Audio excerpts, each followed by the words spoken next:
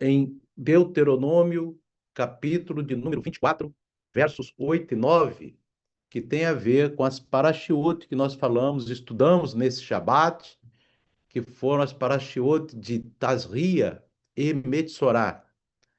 Diz assim: guarda-te da praga da lepra, e tenhas grande cuidado de fazer conforme a tudo que te ensinaram os sacerdotes levitas, como lhes tenho ordenado, e terás cuidado de o fazer. Lembra-te do que o Eterno teu Deus fez a Miriam no caminho quando saíste do Egito. Então, meus queridos irmãos, nós meditamos nesse Shabat sobre a Metsorá, que é a lepra, e nós vimos, meus irmãos, que a lepra que fala ali na Torá não é exatamente a lepra como nós entendemos hoje.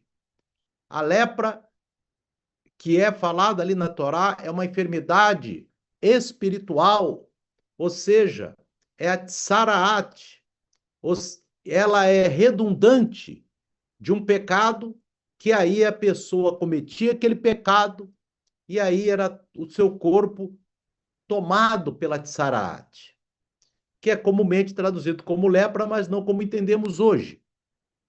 Então, e qual é esse pecado?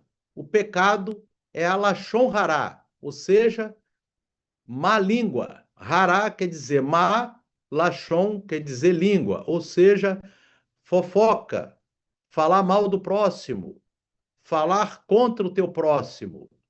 Então, quando a pessoa falava contra o seu próximo, ela era tomada pela lepra, pela Metsaraat, como nós lemos aqui no texto sagrado, amém?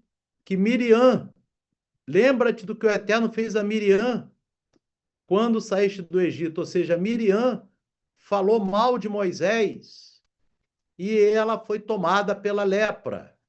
Daqui a mais tarde nós vamos chegar nessa parte. Então, a Tsaraat não era uma doença biológica comum, mas uma manifestação física de um desvio espiritual. O Lashon Hará, ou a língua má, ou a fofoca. Toda fofoca, meus irmãos, toda língua má é um desvio espiritual. Aquela pessoa que faz essas coisas está enferma espiritualmente. É uma enfermidade espiritual que a pessoa tem, um pecado grave que a pessoa fica. E ali é tão grave que do deserto, Deus fazia com que aquelas pessoas que cometessem essas coisas fossem tomadas de uma enfermidade visível, que era como se fosse uma lepra. E qual era a consequência? O leproso ia viver fora do arraial. Como está aqui em Levítico, que nós lemos esse Shabat, capítulo 13, 46, ele viverá só, a sua habitação será fora do arraial. Ele vai sair o quê? Da comunhão com os demais, com as demais tribos. E aí a pergunta, meus irmãos, que fica é por que o isolamento? Veja bem a sequência. A pessoa faz fofoca, a pessoa é tomada de tsaraat, ou seja, uma espécie de lepra, e a pessoa é isolada no arraial. Por que então esse isolamento? Rash, que é um dos sábios, e outros explicam: aquele que usou a fala para semear a discórdia e separar marido de esposa ou amigos entre si, deve agora ser separado de todos. Por que é isso, meus irmãos? Porque a fofoca é um pecado grave. Ela destrói pontes. O castigo da Tsaraat não é uma vingança, é um espelho. O isolamento força o indivíduo a encarar o vazio que ele mesmo criou na vida dos outros. Então, ou seja, ele provocou discórdia e separação, agora ele mesmo é separado do convívio da congregação de Israel. Então, meus irmãos, nós vamos ver agora o peso das palavras no Taná. Taná é o Primeiro Testamento, que alguns chamam de Antigo Testamento. O rei Salomão nos adverte em Provérbios, Mishlei 18, 21, que a morte e a vida estão no poder da língua. Vejamos agora o exemplo de Miriam em Números 12. Vamos aqui, meus irmãos, em Números, capítulo 12. Louvado seja Deus. Números 12, e vê esse momento em que ela fala mal de Moisés e toda a consequência. E falaram, capítulo 12 de Números, Números é Bamidbar, verso 1 em diante. E falaram Miriam e Arão contra Moisés, por causa da mulher cusita com quem ele casara, porquanto tinha casado com uma mulher cusita. Então Moisés tinha casado, tinha escolhido aquela esposa. E Miriam e Arão, que eram seus irmãos, filhos dos mesmos pais, falaram mal contra Moisés, sem Moisés ter cometido nenhuma transgressão. E disseram: porventura falou o Senhor somente por Moisés? Não falou também por nós? E o Senhor o ouviu. Ou seja, eles estavam querendo ocupar o lugar de Moisés.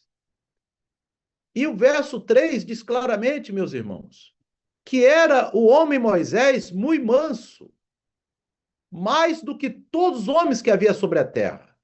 Moisés era um homem manso. E às vezes, meu irmão, a pessoa pensa assim: eu vou falar mal contra aquele homem manso, eu vou falar mal da vida dele. Mas o Eterno está ouvindo, como diz aqui, ó, o Eterno ouviu. Muito cuidado, meus irmãos. Miriam foi falar do seu próprio irmão, dizendo: não, Deus fala com ele, através de nós também ele fala. E logo o Senhor disse a Moisés, a Arão e Miriam: vós três, saí da tenda da congregação.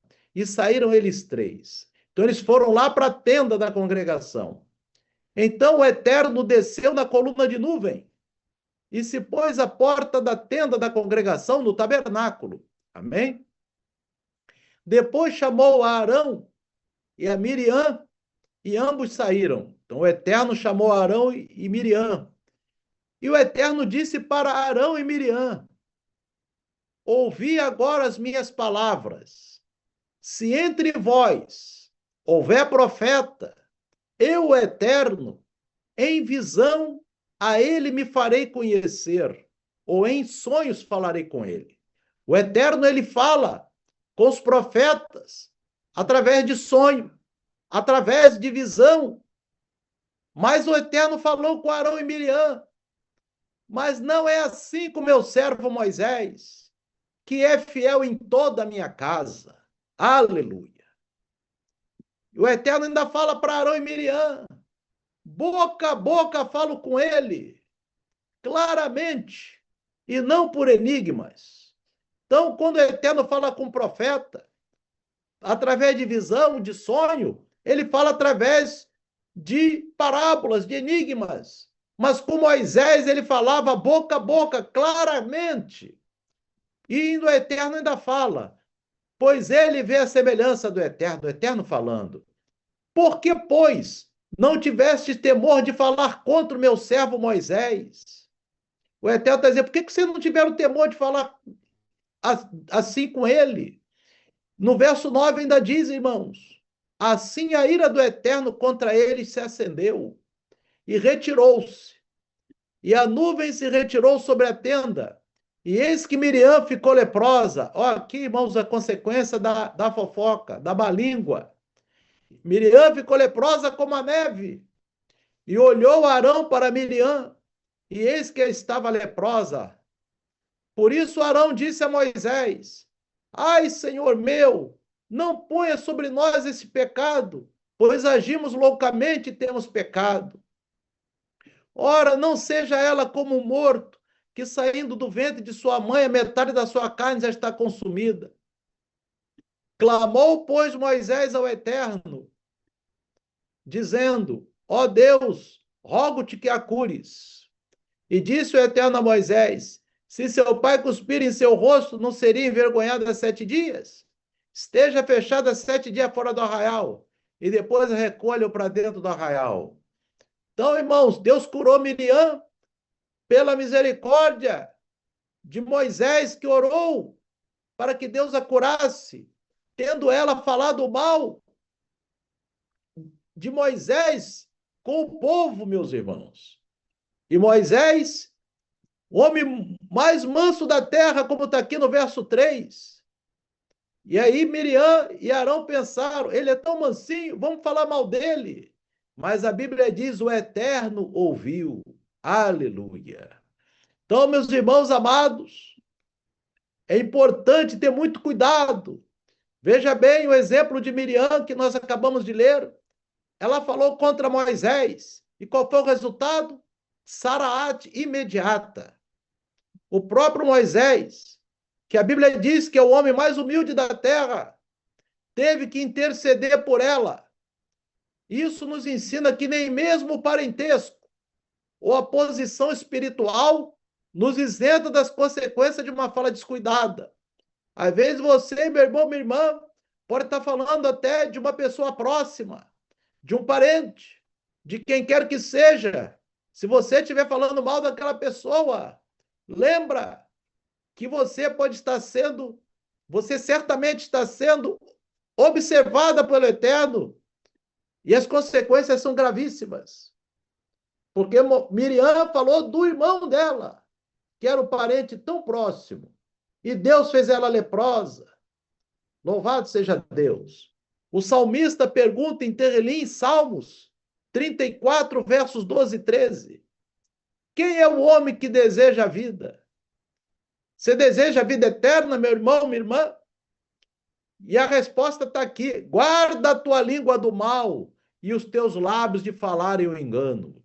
Se você quer a vida eterna, meus irmãos, se você quer a vida, meu irmão, minha irmã, guarda a tua língua do mal, porque senão você perderá a vida eterna. E que os teus lábios não falem engano. Tenha o silêncio no retiro, ou seja, no isolamento, que o leproso tinha que ficar isolado, nunca mais podia entrar no arraial. O silêncio do retiro era o shabat da língua, ou seja, a língua ficar quieta. O momento de parar a produção de ruído para ouvir a voz do arrependimento. Aleluia. A confirmação agora na Brit Hadashah, que é a aliança renovada, mas chamam de Novo Testamento. E Yeshua elevou o padrão dessa ética. Em Mateus capítulo 12, versos 36 e 37, meus irmãos, Yeshua diz, digo-vos que de toda palavra fútil que os homens disserem, hão de dar conta no dia do juízo. Qualquer palavra, meu irmão, que você falar, qualquer palavra que você falar, baixinho que seja, há de dar conta no dia do juízo, mesmo que você não esteja falando com ninguém. E Yeshua está dizendo aqui que não é só o Lashon Hará, é qualquer palavra que tu disseres, meus irmãos, minha irmã, há de dar conta no dia do juízo.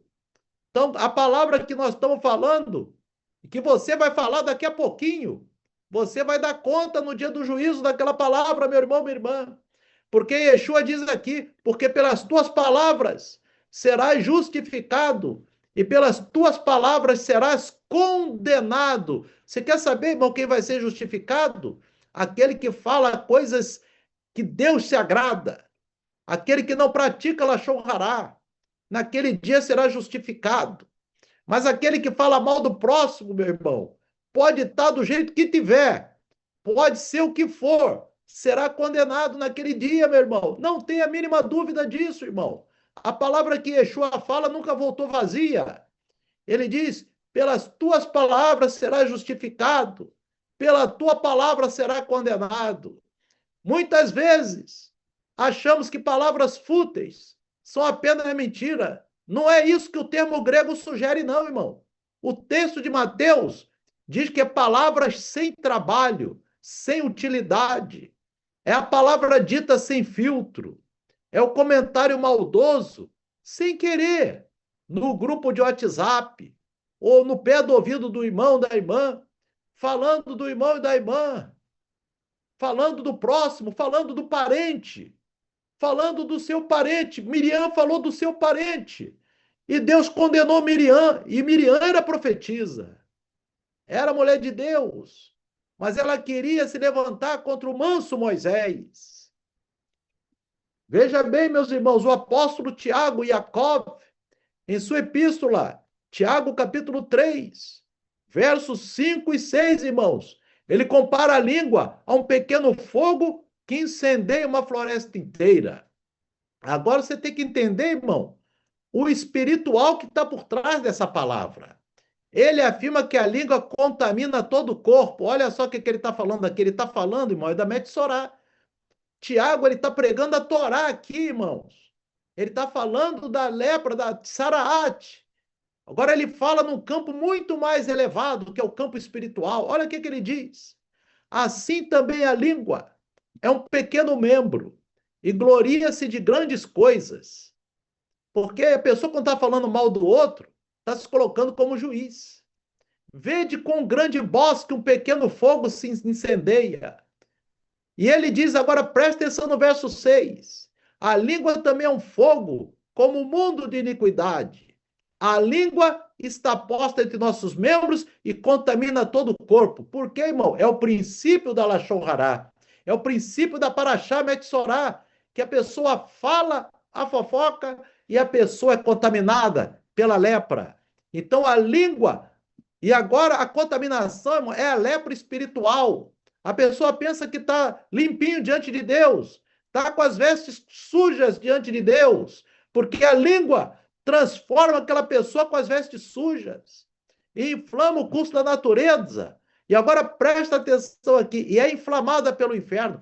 Hoje, uma pessoa fala mal do próximo, não é tirado do arraial, mas será tirado do reino de Deus, e ele será isolado no inferno, meu irmão. É isso que ele está dizendo aqui.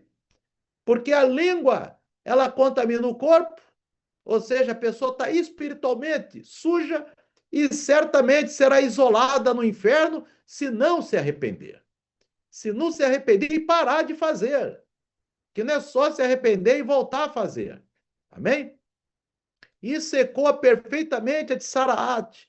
Uma impureza que começa na fala e termina cobrindo a pele. Irmão, não precisa você estar falando com alguém, não. Se você estiver falando com você mesmo, você já está contaminado. Você tem que falar só coisas que edificam. Louvado seja Deus, uma impureza que começa na fala e termina cobrindo a pele. Por isso que ele diz, contamina todo o corpo. Aleluia. Uma pequena história, meus irmãos, as penas ao vento. Olha bem essa parábola aqui. Conta-se que um homem na aldeia espalhou um boato terrível sobre o rabino local. Arrependido, ele foi pedir perdão sobre o boato que ele falou mal do rabino. O rabino disse, eu te perdoo, mas antes, pegue um travesseiro de penas, rasgue-o e solte as penas ao vento por toda a cidade. O homem obedeceu. Depois o rabino disse, agora vá e ajunte cada uma das penas. O homem respondeu, é impossível, o vento já espalhou por todos os cantos. E o rabino concluiu, assim é a fofoca. Eu perdoo você, mas o dano que suas palavras causaram já voou para onde você não mais pode as alcançar. Então, irmãos, você veja bem, irmãos, que situação terrível é a pessoa que faz fofoca, meus irmãos. Amém? O silêncio como reconstrução. O isolamento fora do arraial era o tempo de aprender a valorizar a presença através da ausência. A pessoa ficava ausente para valorizar a presença no povo de Deus, no reino de Deus, irmãos. No silêncio do retiro, o Metsorá, que é o leproso, redescobria isso aqui, irmão, que é o principal, a humildade. Quem fala mal do próximo não é humilde, irmão. Quem fala mal do próximo, ele não é humilde, ele está sendo soberbo. E Yeshua diz, aquele que se exalta será humilhado.